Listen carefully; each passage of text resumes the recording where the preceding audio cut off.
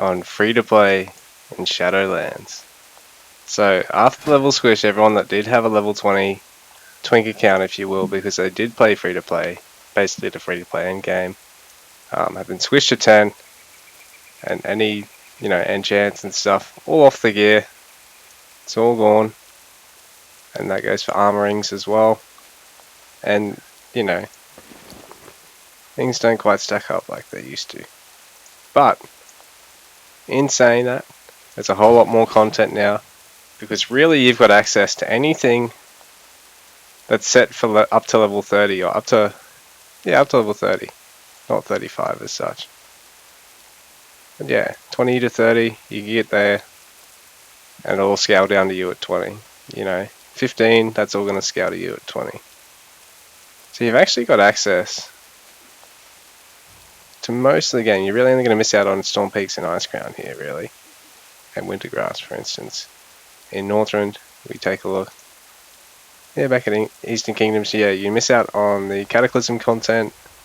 But you've actually got access to, a little bit more content than really you'd be able to at 20 than ever before. Pretty much everything here except Twilight Highlands, and yeah, everything except Twilight Highlands, basically, and Vashtia. Same with Kalimdor, you're going to be able to do all of it. Northrend, most of it. Broken Isles. Yeah, you can actually do most of the content. And on Zandalar, I don't think so. Oh no, you do get one of the zones. So Zandalar and Kaltiris, you do get one of them. And here in Pandaria, looks like you get all but one. And Timeless Isle, I suppose, and Isle of Thunder. And we have a look. Outland. Again, you seem to have access to the majority of the content. Blade's Edge and Shadow Moon. Sorry, no, Shadow Moon and Netherstorm. So really it's only the final steppings of the content and all the past expansions that you really missed out of, as well as, obviously, all the Shadowlands content itself as a free-to-player, because otherwise Blizzard wouldn't really get any money, because there'd be no incentive to pay for it. But you only just miss out on Deepholm, and you can really, do quite a substantial chunk of Northrend, Pandaria, Outland, Burning Crusade, Wrath of the Lich King, Mists, all that sort of thing. Even a little bit of these guys here. Pretty cool.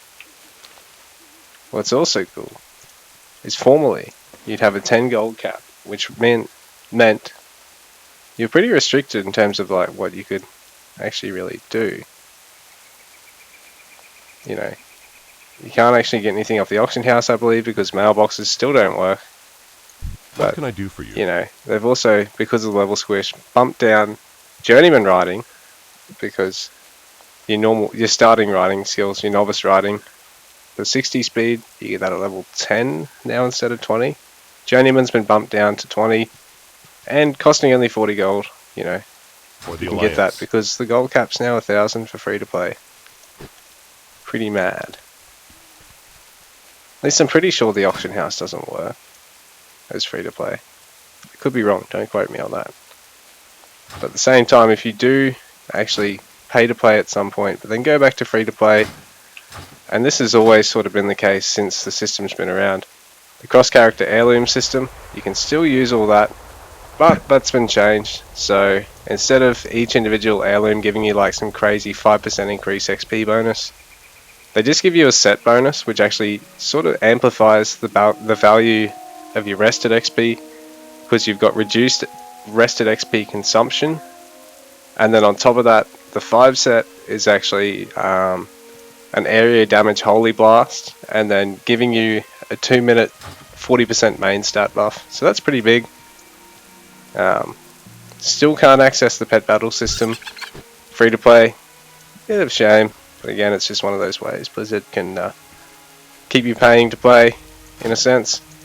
But yeah, having 1,000 gold fingertips means you can get a lot more off vendors ultimately, you know, just work towards doing a lot more as well. I'm pretty sure you can't make use of the auctions, but don't quote me on that. Anyway, I'm trying to think of what else. Oh, with PvP, you can do arena skirmish. What can you? Oh yeah, Epic Battlegrounds, sorry, is what I was meaning to say. Epic Battlegrounds, level 20. Get the option to be able to do like Alterac Valley and shit, all the classics. Otherwise, just with your standard randoms, it's like all your smaller ones. So, what do you got? Warsong, Arathi, and... oh, well, I suppose all of these, really. But those sorts of maps, there's your smaller ones and your Epic Battlegrounds or your big ones. Not sure if Skirmish works at this level, if it even scales or what the go is there. But yeah, anyway guys, there's been a couple of changes, and as a free-to-player, you got access to so much more content. Oh, one last thing as well, professions. So, formerly capped out at 150 for free-to-players, unless you were lucky enough for it to bug out and for you to be able to go over a little bit. You can go all the way up to 300 now. So that's pretty mint as well. But yeah guys, that's just a bit of a wrap of the changes for the free-to-players. Personally, I think it's probably worthwhile, just for all those folks that, you know, a bit more completionist. In a sense, they never got around to really going through all the quest lines in the day, and they don't want to feel like they're some uber late game character, or they don't necessarily interested in really playing late game Shadowlands. They can even do free-to-play playthroughs of the majority of the content and all the old expansions, and just feel a little bit less gimped than they were before. You can obviously buy heirlooms now, having 1,000 gold cap as well. One thing I've failed to mention till now, I think. So that's also another big boon. So being able to work towards all these, I actually showed the system, but I didn't actually show that you could, you know, any of the ones you can buy. Not so much being in guilds, because you can't be in guilds as a free-to-player, I believe. I don't think anyway. Actually, you might be invited, just that it's very hard to communicate with people to actually get invited. And you can't set one up, I believe. But most of these that you can buy, you'd be able to buy. Yeah, any that are vended. And you can still work towards any of the ones that, well, any of the ones that you can buy, you can also work towards them with Dark Moon and whatnot. So you can still do that as a free-to-player. Might be a little bit easier now with higher level professions, actually. I'm not 100% sure on that. But anyway, guys, just a bit of a quick video